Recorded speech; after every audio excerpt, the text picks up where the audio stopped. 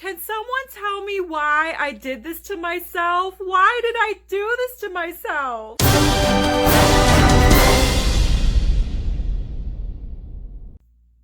Hey everyone, welcome back to my channel. I apologize about the way I look. However, I just saw The Art of Racing in the Rain. Enough said. Let's get into this review. But before we get into that, please do not forget to hit that red subscribe down below if it is your first time on the channel. Welcome to the review crew.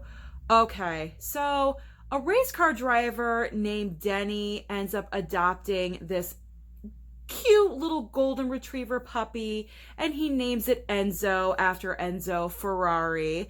And they are just the best of friends. And there's a voiceover for the dog by Kevin Costner throughout the entire film. So we know exactly what the dog is feeling and thinking.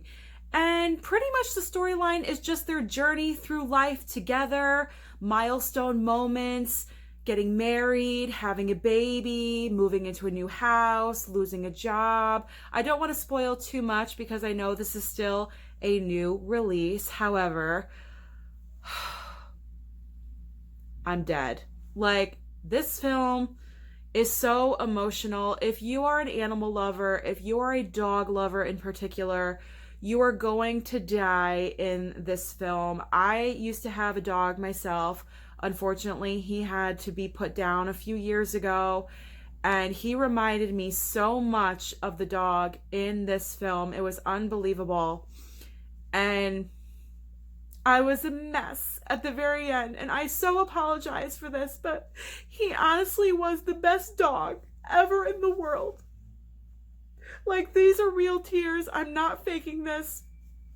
This is the true reaction to what this film can do to people that really love animals. Hold on, let me get myself together. Okay. So obviously I enjoyed this film. It wasn't a complete love it because there were some issues and some problems. However, on the love it or hate it scale, I enjoyed it. It's a middle of the road film for me.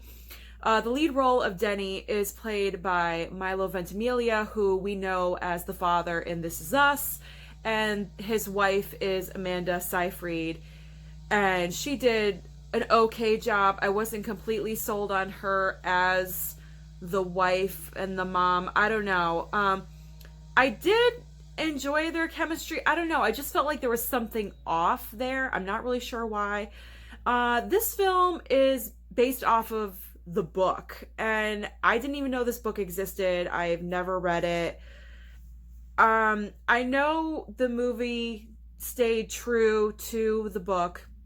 However, in the beginning of the film, it moved at a very rapid pace, and it was very, very quick. And you didn't really get to invest in, like, for example, I'm trying to get my thoughts together. I apologize. Like, when the two actors meet and fall in love, it's like all of a sudden, like, very fast. Oh, they're getting married. Oh, they're having a baby. Oh, they're moving. Everything was at such a quick, fast pace. And then in the middle, it kind of lulled. It wasn't a bad thing. It was just a very noticeable, okay, this is a little drawn out, you know, and the movie didn't feel long. It just felt like we were concerned with one issue for an extended period of time, is the best way to put it, because I don't want to spoil anything for anybody. And it just seemed like the guy just couldn't catch a break. It was like blow after blow after blow, and you really, really felt bad for Denny. And he was just down on his luck the entire time. The majority of the movie, about 90%. But he had his faithful sidekick. He had his dog with him the entire time. And like I mentioned, Kevin Costner is the voice of the dog. He was wonderful. Absolutely. Every time the dog was on screen, every time you heard Kevin Costner's voice, it's like the film changed a little bit. It just, the aura around it just was a little bit different. And so I enjoyed it. He was definitely the best part of the film for me. The second best was Milo Ventimiglia. I thought he did a good performance. However, it was very much like his character Jack Pearson on This Is Us. That the difference between those two characters is a very, very fine line. He's used to playing a guy like this. He's been doing it for a few years now. So it wasn't really expanding on his range as an actor. If he does end up doing another film sometime soon, I would enjoy seeing him step out of the box a little bit more and just portray someone completely different to show his range. But overall, if, like I said, if you're an animal lover, especially with dogs, I have 2 cats right now. I just came home and loved my baby so hard because this film really shows how our animals are there for us and how I call them little people too. They are little people too, with little souls and little minds and little bodies. They are just like humans, and they take care of us as much as we take care of them. And I think that's kind of really the theme of the book and of the movie. If you enjoy films like this, definitely go and see it. Bring your Kleenex. I forgot to bring any.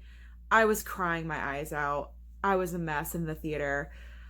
Like I said, I enjoyed this film. I enjoyed it. If you are looking for a film that is not a summer blockbuster, no action, if you want something a little bit slower paced, a little bit emotional, because there are some emotional parts in this film besides the dog, then this is the film for you.